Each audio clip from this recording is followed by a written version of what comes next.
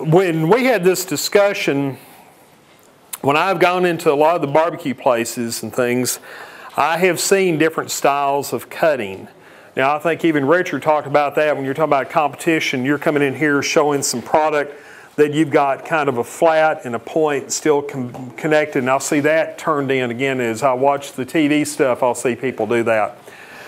I've seen even Aaron Franklin where he'll go through here and kind of cut this way, and then he'll stop here and then cut across this way, because what you're doing, you're running out of the flat, but you're now into the web, so you're kind of cutting across, but none of it is ever cut directly across the grain.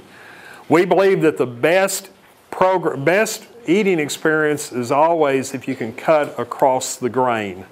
Now, in doing that, then that means that you have to figure out where that grain goes. Notice that it's kind of the lengthwise is going more this way.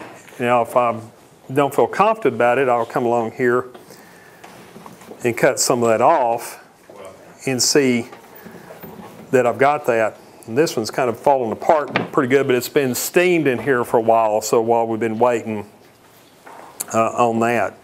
Now, from a tenderness standpoint, for the deep pectoral, it's the toughest this way.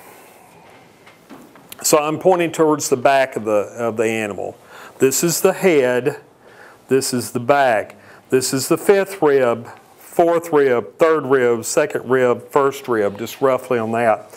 So when I start cutting slices, I cut these a little bit thinner because it gets more tender back towards this way. If I'm going to cut, I'll cut those a little thicker. And you've noticed back in here that's a little grainier. I'm not saying grainy in a bad way, but it's a little bit more open in that.